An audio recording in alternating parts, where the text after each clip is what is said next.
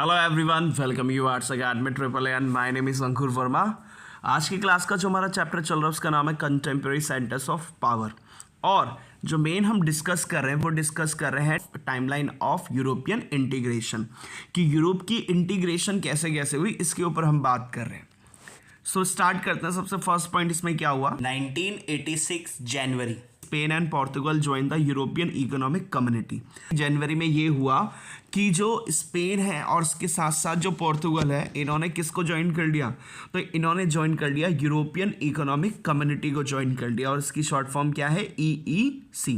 एक बार देख लेते हैं स्पेन का है, तो ये रहा स्पेन और उसके साथ साथ ये रहा पोर्तुगल। तो इन दोनों ने यूरोपियन इकोनॉमिक कम्युनिटी को ज्वाइन किया 1986 की जनवरी में ज्वाइन किया।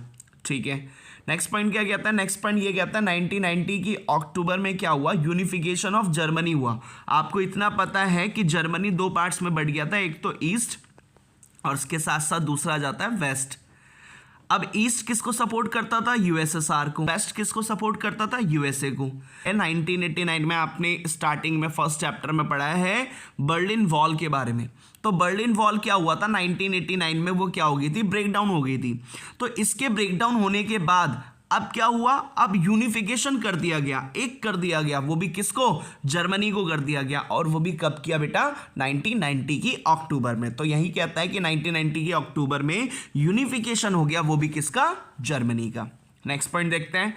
तो 1992 की फरवरी 7 में क्या हुआ, एक ट्रेटी की गई और इस ट्रेटी के थ्रू किसकी फॉर्मेशन की गई, यूरोपियन यूनियन की फॉर्मेशन की गई। और यूरोपियन यूनियन की फॉर्मेशन एक ट्रेटी के थ्रू की गई थी और इस ट्रेटी का नाम क्या था, ट्रेटी ऑफ मैस्ट्रिच।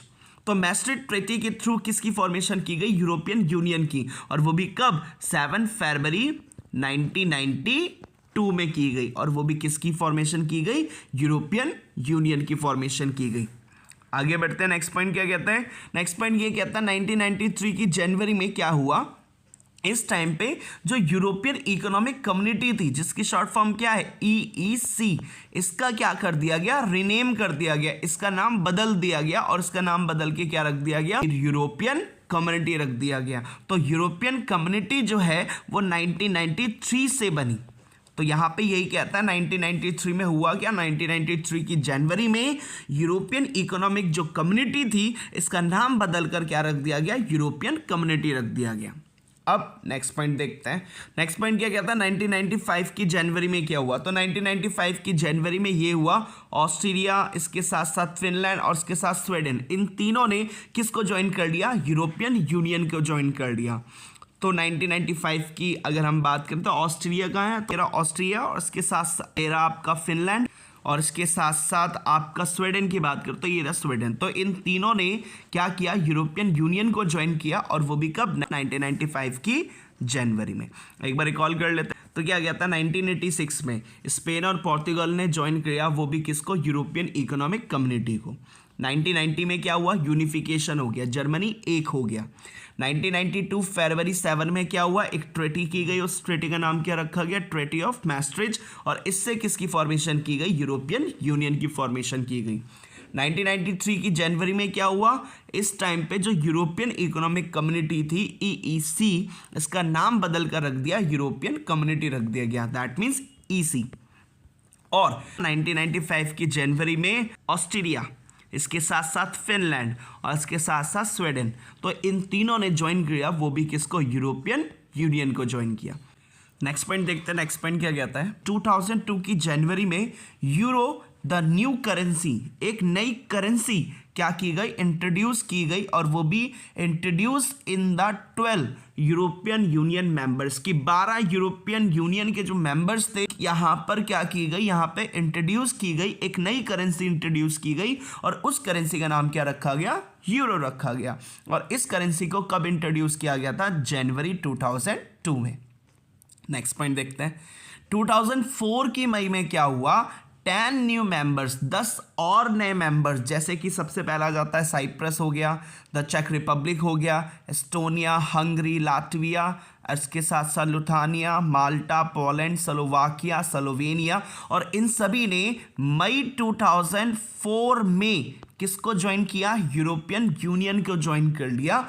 और इन नए 10 देशों ने, मतलब कि जो ये जितनी भी, जैसे कि साइप्रस हो गया, चेक हो गया, इसके साथ Estonia, Hungary, Latvia, Lithuania, Malta, Poland, Slovakia, Slovenia, तो इन्होंने ज्वाइन किया। और वो भी किसको ज्वाइन किया? यूरोपियन यूनियन को। और वो भी कब?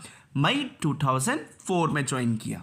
इसके बाद अगला देखते हैं, नेक्स्ट पॉइंट क्या कहता है। 2007 की जनवरी में क्या हुआ? बुल्गारिया, उसके साथ साथ रोमानिया, तो इन्होंने भी ज्वाइन की, यूरोपियन यूनियन को ज्वाइन किया। इसके साथ साथ सेम 2007 की जनवरी में जो स्लोवेनिया था, इसने भी अडॉप्ट किया। वो भी किसको अडॉप्ट किया? यूरो को अडॉप्ट किया। एक बार रिकॉल कर लेते हैं। तो 2002 की जनवरी में यूरो को एक न्यू करेंसी इंट्रोड्यूस किया। और वो भी कितनी यूरोपियन मेंबर्स में इंट्रोड्यूस किया गया? 12 यूरोपियन मेंबर्स में यूरो को एक न्यू करेंसी के तौर पे, जिसे कह सकते हैं कॉमन करेंसी के तौर पे इंट्रोड्यूस किया गया। अगला कहता है 2004 में 10 नए मेंबर्स ऐड ऑन हुए, उन्होंने ज्वाइन किया यूरोपियन यूनियन को। कौन कौन से थे? साइप्रस, चेक Republic, Estonia, Hungary, Latvia, Lithuania, Malta, Poland, Slovakia, Slovenia.